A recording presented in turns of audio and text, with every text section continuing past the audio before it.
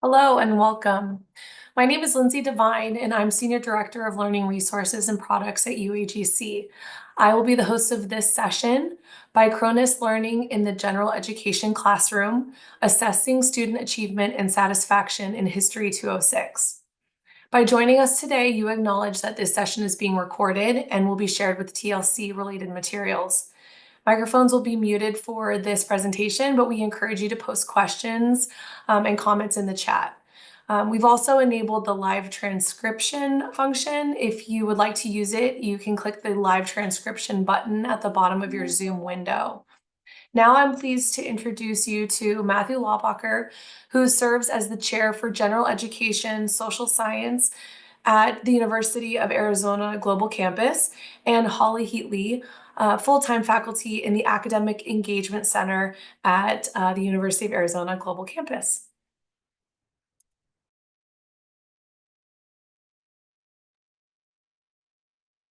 Hello everyone. Thank you for coming. So in recent years, the asynchronous master class model of online course design is most often used by online institutions. This approach has a number of merits, such as drawing on the expertise of a subject matter expert and allowing for consistency in curriculum and assessment. So instructors generally focus on engaging with students in the discussion board, in the announcements, and in paper feedback, but there are few overt opportunities for direct area of instruction.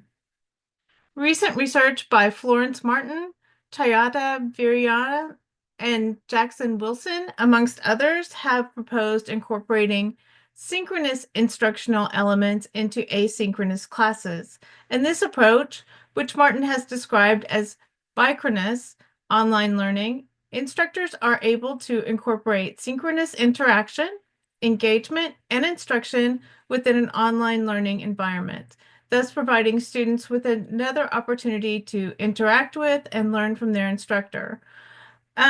So importantly, these synchronous elements should be consistent and persistent throughout the course and most commonly incorporated on a weekly basis. So basically, in essence, the Bichronous online learning incorporates both the strengths of synchronous and asynchronous online learning paradigms while minimizing the weaknesses of either. So the present study that we'll be discussing today draws on previous research by examining the impact of Bichronous learning into History 206, that's U.S. History 2, over a 6-month period in the 2023-2024 academic year. This is followed by an analysis of student performance within these courses. This performance will be compared to student performance in asynchronous courses, which acted as a control group. So in 2022, the School of General Studies started incorporating live learning sessions within many of its classes. These live learning sessions focus on one distinct topic aligned with the course and may be described as course-based live learning. So this approach is very effective in skills-based courses and those with high enrollment numbers. However, in a content-driven class such as History 206, it is difficult to find one singular topic to address at the class level. So thus we decided that the best way to incorporate this was to have weekly live learning sessions led by individual instructors. I think. All right, so the central goal of this study, thanks, Holly, was to evaluate the effectiveness of Bichronous learning within the UAGC context with regards to student performance and internal student success metrics, as well as to evaluate student satisfaction of Bichronous learning opportunities. To do so, we developed a three-pronged study that compared student success metrics between Bichronous sections with those of asynchronous courses, compared student success metrics within those Bichronous courses between students that attended live learning sessions and those that did not, and evaluated student satisfaction of weekly live learning sessions via survey. To meet these goals, we incorporated weekly instructor-led synchronous sections within a subset of History 206 courses. The goal of these weekly sessions was to increase faculty-student engagement, to review student assignments, to reinforce research requirements and approaches, proactively provide answers to common questions, and to introduce students to weekly topics. These sessions were roughly an hour in length and offered early in the learning week in the evening so that students could apply the week's learning to their weekly activities. Family members involved in this study had the flexibility to determine the material covered and to set their preferred session time. Sessions were offered via Zoom and recorded so that non-attending students had a chance to review. The incorporation of these synchronous weekly elements into the experimental sections, as Holly mentioned, thus reshaped asynchronous courses into bichronous courses. Students that were able to attend these live learning sessions received credit for a small weekly assignment worth 1% of final grade for credit hour purposes. Faculty members were responsible for recording student attendance at these sessions, as well as to record scores on written assignments in weeks 2, 3, and 5, and the student's final grade. Students within the bichronous courses were also sent a student satisfaction survey, as I mentioned before, aimed at collecting comprehensive student feedback on their experiences within bichronous courses. So over a period of 6 months, Holly and I and 5 part-time faculty members offered 21 sections of bichronous courses. Student data was collected and collated and compared to 45 asynchronous sessions of the course taught by experienced full-time and part-time faculty, and that acted as a control group. We also partnered with our wonderful Office of Institutional Effectiveness in order to analyze the results of the experiment, which allowed targeted significance testing on our results. So within bichronous sessions, we examine the effectiveness of live learning sessions by analyzing student performance on key assignments with respect to the number of weekly live learning sessions attended. In addition, we examine the impact of students attending at least one live learning session on different student success metrics. With the assistance of the Office of Institutional Effectiveness, we also examined student success metrics across different potentially at-risk populations, which you can see here. The course success metrics that we evaluated were course GPA, course completion rate, and course progression rate. I'm sorry, that was between experimental and control sections over here. The different student populations we chose to examine within bichronous courses were first-generation students, plus those with plus or minus 30 transfer credits, students that had previously failed a course, and students that had previously dropped a course. And when doing so in the control section, we looked at all students by previous GPA, first-generation status, and as well by transfer credit. In order to look for a significance, the OAA used a two-sided t-test. With a study of this size, we had a lot of results that Holly's going to summarize, and due to time, we're not going to be able to get into all of them, but we're happy to discuss them further in Q&A. Okay, so our experimental results. So over the 6-month period, 1,571 students were enrolled in History 206, with 38% taking an experimental bichronous course and 62% taking a control asynchronous course. In general, students in the bichronous course averaged slightly higher course completion and progression rates, as well as course GPA for final grade, than those students within the control group. However, these gains were found to be not statistically significant, with p-values higher than 0.05. We likewise found consistent but non-significant gains in student success metrics for students that attended the bichronous experimental sessions across student populations. This was a common theme in our finding, and we can expand on that more at the end of the presentation if there's interest. After compiling the data from each of the bichronous sections, we found that roughly 40% of students attended at least one weekly live learning session, with roughly 1/4 of students attending at least 3 sessions. There was also a high amount of variance across sections with regard to student attendance, with some sections averaging about 2 students a week and others about 12. So this variance is likely due to a number of factors, such as if students were available for the live learning session, the time in which the faculty members scheduled their live learning session, if that fit into the student's schedule, or even if students had previously set up a UAGC Zoom account. So in general, attendance at least one live learning session led to gains in student performance across different student populations, such as the results shown here, which examines all students that took the experimental Bichronous section. However, in all but one case, which we'll discuss soon, these gains were not significant in nature.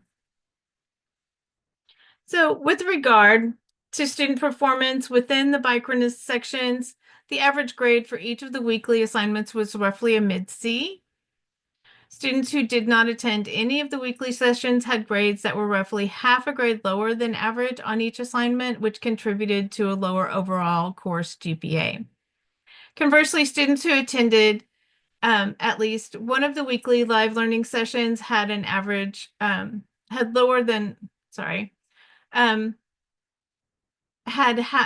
half a grade higher than the average on the 3 assignments and a full grade higher than students who did not attend any sessions. These gains were likewise seen in average course GPA. Students who attended at least 2 sessions maintained these gains. However, as can be seen here, students who attended at least 3 sections saw even greater gains on their week 3 and 5 assignments. So after analyzing these collective results with an ANOVA, it was found that students that attended at least 3 live learning sessions had statistically significant higher performance on the week 3 and week 5 papers when compared to students who did not attend any. So you'll notice the p-values here at the bottom that you can see. Basically, we're looking for 0.5 or lower there, or 0.05 or lower. So a second set of significant findings were observed when dividing the student population into cadres based upon previous course failures. Students who had previously failed a course and attended at least 1 live learning session completed the course at 15% higher rate and progressed at nearly 20% higher rate. So when analyzing these statistically, these gains, while important, were not found to be statistically significant. However, it was found that seminar attendance led to statistical significant gains in course GPA amongst the students who had previously failed a course, as well as students who had not previously failed a course. So student satisfaction. Of the 551 students who attended Bichronous sections, roughly 80 of those students opted to fill out the affiliated student satisfaction survey for a survey rate of approximately 15%. Students who opted into the survey strongly felt that the opportunity provided by the weekly live session contributed to their education, allowed them to connect with peers, to interact with faculty, and to help on assignments, and to better understand the course concepts and content. Survey participants also strongly felt that the best way to experience material covered in the live learning sessions was through the continued use of weekly live learning sessions. And the option of pre-recorded video tutorials and lectures finished in a distant second. In general, the results that Holly discussed mirror previous research examining Bichronous learning in the 21st century, which has broadly found that Bichronicity has led to increased student performance and increased student metrics. This study, as mentioned, looked at specifically at student performance at 3 written assignments aligned to weeks 2, 3, and 5 of the course. Within Bichronous experimental sections of the study, it was found that attendance at 3 or more live learning sessions had a significantly positive impact on week 3 and 5 papers than when compared to students that had not attended any sessions. However, about 23.4% of students enrolled within the Bichronous course attended 3 sessions, which is not a high rate. It's theorized that increasing the number of students that attend these at least 3 sessions will lead to greater student success in 206. The voluntary nature of student attendance within the study offers challenges and opportunities. Given UAGC's student body, it's unlikely that student attendance at live learning seminars will approach 100% because we've got students across time zones deployed overseas, etc. Further, self-selection cannot be ruled out when examining the connection between course completion and course progression for those students who attended Bichronous sessions. The possibility remains that those students who were more motivated to do well would have a higher course completion, course progression anyway, also took advantage of live learning sessions as part of an educational approach that had previously been successful. It'd be interesting to examine student attendance of live learning with respect to student pre-course GPA in order to evaluate if previously successful students are attending live sessions as an extension of a successful student approach. This is especially important as this research demonstrated the importance of live learning attendance on students that have previously struggled, such as those students who have previously dropped or failed a course. For example, statistically significant gains were found in this research from students that had previously failed a course and attend a live learning session. We also observed gain by students that had previously dropped a course and attended at least one live learning sessions, but those were not significant in nature. Unfortunately, of the 25% of students who took a Bichronous course and who had previously failed a course, only 20% of those students, that is 5% of overall students, attended weekly live learning sessions. Similar numbers were observed amongst other struggling students. Struggling students may have issues with time management, enough time to balance school as an adult student, and may have deficits in study skills, study habits, writing, research skills, etc. Live learning sessions that cover course material, assignments, and university resources can help address some of these deficiencies that these students have with regards to course preparation, meaning that these are precisely the students who would find live learning sessions the most helpful. Future studies would likely need to develop strategies to proactively engage with these students and invite them to weekly meetings. However, given the voluntary nature of attendance at the live learning sessions within this study, reaching students who have previously been unsuccessful may prove to be a challenge. High variance of student attendance was observed in this study with regards to the Bichronous experimental sections. Reviewing attendance records and then offering live sessions based upon higher attendance in previous sections is therefore suggested, and one of the things we're looking to do moving forward. A relatively low recording view rate was also observed in the study, meaning that the vast majority of students that did not attend live sessions also did not review the recording. And it suggested that non-attending students personally be notified via email when recordings are made available, along with a brief synopsis of the session, which may increase the view rate. Increasing the attendance rate of seminars, lowering the variance of attendance, and increasing the recording view rate would likely lead to more definitive, significant results regarding the effectiveness of Bichronous courses. When comparing the Bichronous experimental sections with asynchronous control sections, observed results were generally positive, though non-significant in nature. For example, we've viewed slight but non-significant improvements in student success metrics from asynchronous control sections across different at-risk populations, including first-generation students and those with fewer than 30 credits.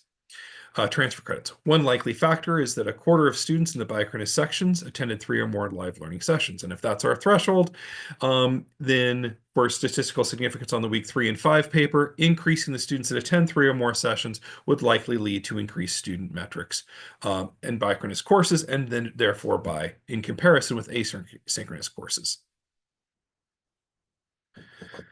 Within Bichronous courses, students who opted into the survey generally were satisfied with opportunities for live learning and indeed saw these opportunities as important to their success. As such, perhaps the most important part of the study was demonstrating how valuable it is for students to interact with their instructor in ways that exceed traditional online asynchronous approaches.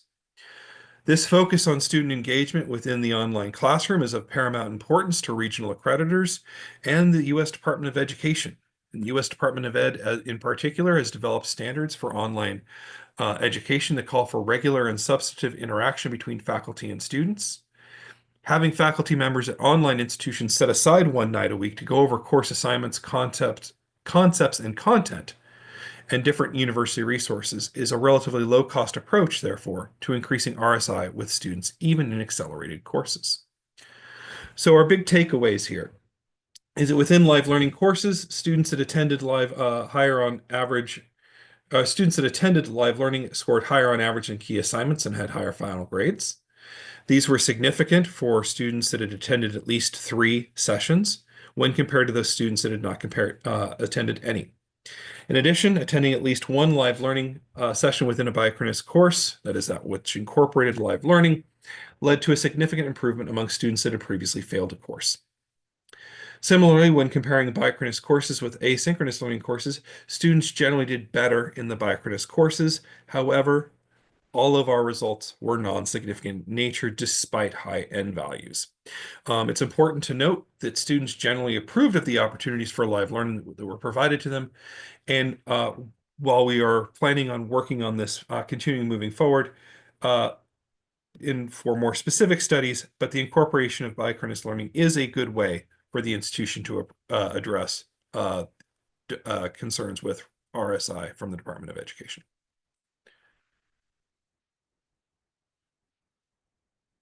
And that's it. Great. We do have a few minutes if there's any questions or comments from the audience.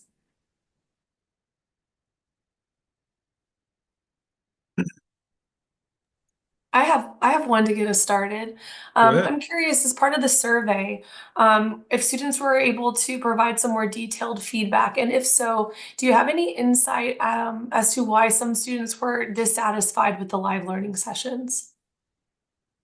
Given the results we saw, I mean, there were, and I don't have this on the particular slide, unfortunately, there were, of the 80 students, there were roughly about 15 of them who were like, this can be done in a lecture. Which is pretty much true. You can take any content, put it in a lecture, and embed it in the course.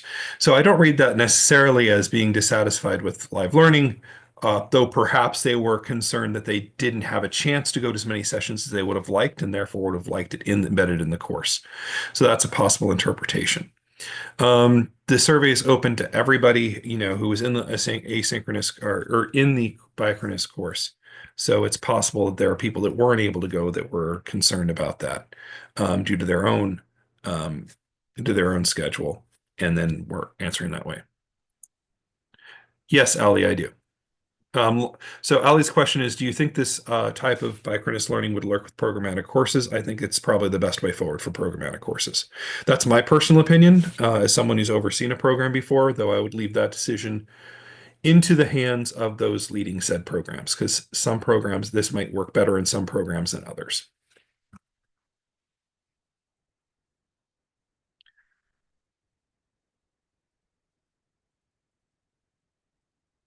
So Stephanie was discussing mandatory attendance mandatory for student populations. Making it mandatory would require more resources, and you can't expect instructors to hold in-person sessions multiple times, dates per week. So that's a good point, and that's one of the reasons why in our other gen ed courses, the way that live learning's run is there's one seminar that's offered numerous times throughout the course. And that's really, really important for students, I would say, to have those additional opportunities. That approach is definitely harder to do if it's instructor led. And so if I was teaching or Holly was teaching, for example, doing 2 or 3 sessions a week is really, really tough. Where our paradigms differ between this study and the rest of the general education courses that currently incorporate live learning is that we have 5 sessions, one a week, where they have 1 session that's offered numerous times. So that is definitely a challenge moving forward.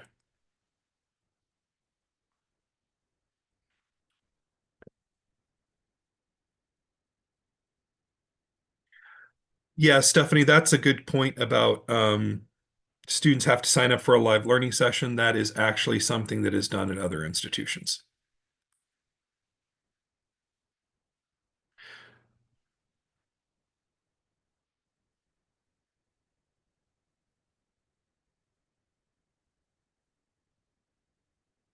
Any other questions?